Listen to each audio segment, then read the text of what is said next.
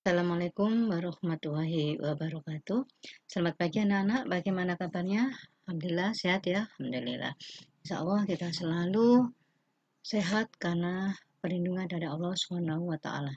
Anak-anak, Ibu berharap kalian tetap semangat walaupun kita belajarnya masih secara virtual. Anak-anak, marilah kita senantiasa panjatkan puji syukur kehadirat Allah SWT sehingga pagi hari ini kita masih bisa bertemu walaupun secara virtual. Anak-anak masih ingat ya visi SMK Wahid Hasim? Coba kita replay lagi sama bersama-sama. Ayo, bismillahirrahmanirrahim. Unggul, cerdas, mandiri, berhaluan ahlu sunnah wal jamaah. Baiklah anak-anak, materi pada pagi hari ini adalah berkaitan dengan UTK Kepegawaian, yaitu tentang sistem pengembangan karir aparatur negara. Apa itu karir anak-anak? Sekarang Ibu bertanya pada kalian, apa karir itu? Ya, katakanlah kemajuan pesat dalam suatu pekerjaan. Ya, karir ini memang merupakan cita-cita ya bagi setiap manusia ya, apalagi yang bekerja di suatu instansi baik di pemerintahan maupun di swasta maupun di organisasi atau milik pribadi. Kenapa? Karena karir ini berkaitan dengan satu, bisa juga prestasinya, yang kedua bisa juga menyangkut masalah gaji atau penghasilan. Nah, sekarang kita lihat bersama-sama.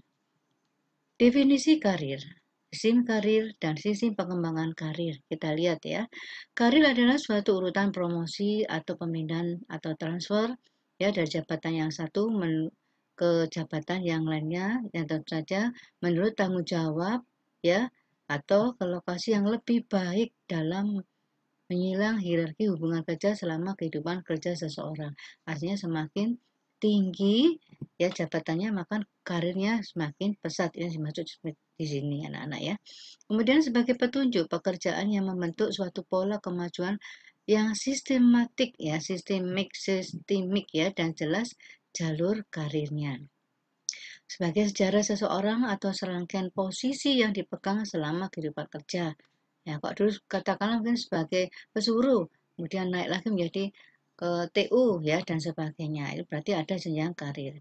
Kemudian sistem karir. Apa sistem karir? Yaitu suatu rangkaian urutan pekerjaan dalam pola kemajuan tertentu pada kehidupan karyawan.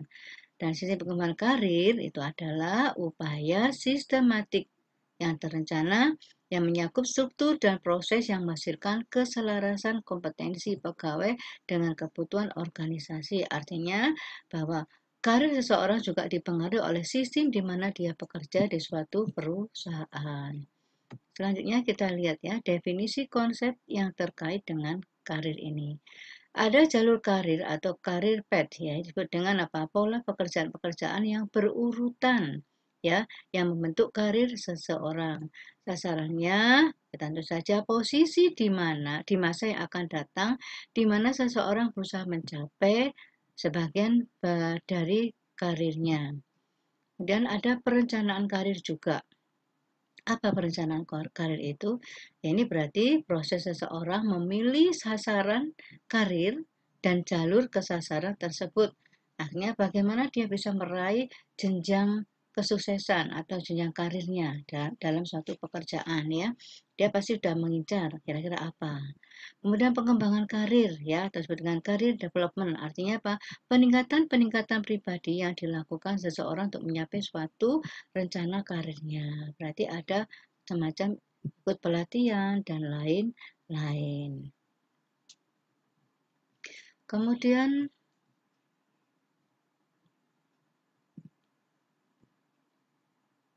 jenis sistem karir anak-anak ya. Sistem karir itu ada dua, ada secara tertutup dan secara terbuka. Untuk yang tertutup ini artinya untuk menduduki suatu jabatan yang lowong dalam suatu unit organisasi terbuka bagi siapapun. Artinya siapapun bisa masuk ke ranah tersebut ya. Karena sifatnya umum, jadi siapapun bisa menduduki jabatan tersebut.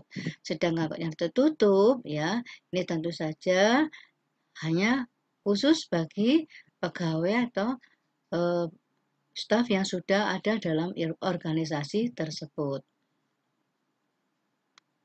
Kemudian diskusi yang lainnya. Mana yang lebih baik, Bu? Sistem karir ataukah sistem prestasi kerja? Kita lihat.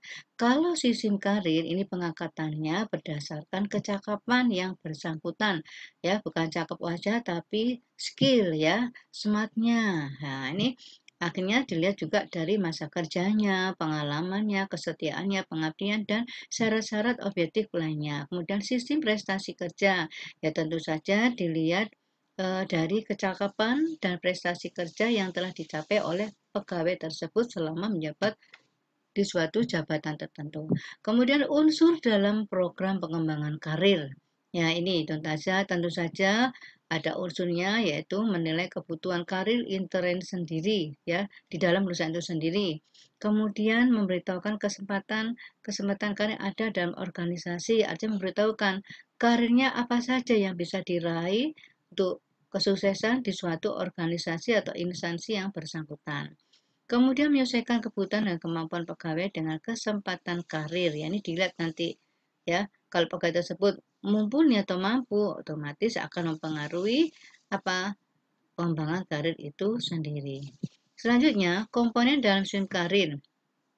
Ada misi, ya, ada sasaran, ada prosedur organisasi, ada peta jabatannya, ada standar kompetensinya dan alur karir ya. Nah, sasaran atau misinya juga ini tergantung ada indikator umum di tempat kerjaan, kemudian kebutuhan sarana dan prasarananya, ya, kemudian kualitatif dan kuantitatif SDM-nya. Kalau kualitatif berarti jumlahnya, kuantitatif berarti apanya? Ya, mutunya anak-anak ya.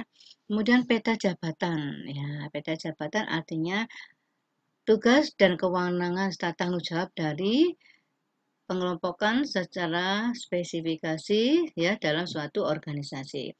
Kemudian standar kompetensi artinya tingkat kebolehan atau persyaratan yang mendukung untuk menduduki suatu jabatan ya. Bisa termasuk apa? Kemampuannya, skillnya, pendidikannya, usianya, emosinya, dan lain-lain. Kemudian alur karir yaitu pola alternatif lintasan perkembangan dan kemajuan PNS ya sepanjang pengabdian dalam organisasi.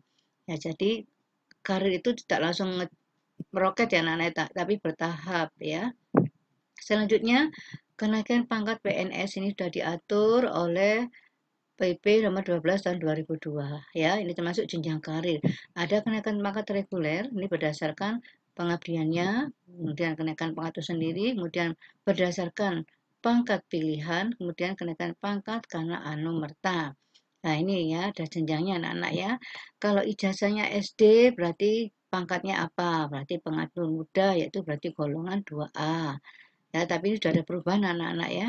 Kemudian SLTP, kalau lulusan SMP berarti pangkatnya apa? Ini pengatur golongannya 2C. Kalau SLTP kejuruan ya, ya artinya pengatur tingkat 2D.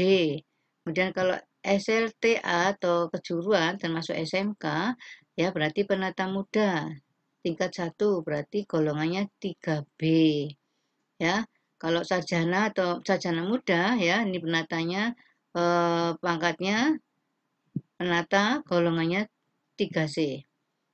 Kemudian sarjana ya diploma 4 berarti S1 juga masuk ini apalagi S2 ini lebih beda ya ini sudah pembina kalau S2 dan sebagainya golongan 4A. Kalau seperti sarjana masih S1 ya ini masuk tingkat 1 golongan penata tingkat 1 kemudian golongannya 3D ya. Contohnya bisa termasuk saya karena saya hanya di swasta ya anak-anak ya. Kemudian ini kenaikan pangkat pilihan ya kalau eselon pejabat eselon 1A pembina utama golongan ruangnya 4D terendah itu ya. Tertinggi pembina utama golongan ruangnya 4E dan seterusnya. Ini berarti termasuk apa? Bisa juga menteri ya anak-anak ya. Kemudian kenaikan pangkat pilihan berdasarkan prestasi luar biasa. Ini sebaiknya dilihat selama 1 tahun dengan syarat ya ini 1 tahun dalam pangkat terakhir ya anak-anak. Kemudian unsurnya sekurang-kurangnya 1 tahun. Kemudian ini kenaikan pangkat diberikan kepada PNS dalam penemuan baru. Ini apa? Ya akhirnya artinya ada penilaian dalam pertama dan terakhir ya, kemudian ketentuan yang lain yang bermanfaat bagi negara. Selanjutnya, kenaikan pangkat bagi PNS yang dianggap menjadi pejabat negara. Lah, ini anak-anak ya. Nanti bisa kalian baca sendiri. Ya, ini sudah ada pembagiannya ya. Selanjutnya, kenaikan pangkat anumerta. Artinya apa? Artinya sudah meninggal, PNS sudah meninggal, tapi tetap diberikan penghargaan ya karena PNS tersebut berjasa ya. Nah, seperti ini dihitung mulai awal bulan yang bersangkutan meninggal ya. Jadi memang ada masanya anak-anak ya semuanya itu. Selanjutnya kenaikan pangkat pengabdian ya. Ini karena diangkat karena meninggal dunia jasanya banyak kemudian sampai dia cacat akhirnya juga dinaikkan pangkatnya itu sudah ada kriterianya anak-anak ya seperti ini masa kerja 30 tahun kemudian sekurang 1 bulan dalam pangkat terakhir maka teranya yang pertama DP3 baik dalam 1 tahun. Apa DP3? Daftar penilaian pekerjaan ya. Nah, itu anak-anak. Kemudian ini tadi sudah ya meninggal tadi. Ini juga ya. Kemudian terakhir manfaat perencanaan karir itu apa? Mengembangkan karyawan potensial atau dipromosikan yang diajukan ya. Menurunkan perebutan karyawan dan mengungkap potensi karyawan akan digali ya, mendorong pertumbuhan atau motivasi, mengurangi penimbunan bawahan kunci yang terampil, ya artinya tidak ada bawahan yang tidak bisa diangkat ya, tapi semua bisa diangkat. Ya ini terutama kepuasan kebutuhan karyawan dan perencanaan perusahaan ya. Selanjutnya tugas ya. Tulis materi tadi di buku ya dalam bentuk bagan. Kemudian berikan contoh jenjang karir tersebut. Berikan contohnya ya anak-anak ya. Tugas saya tunggu sampai hari Selasa ya. Kalau ada pertanyaan silakan jawab ke saya. Sampai sekian anak-anak materi pada pagi hari ini. Wabillahi taufiq wal hidayah. Wassalamualaikum warahmatullahi wabarakatuh.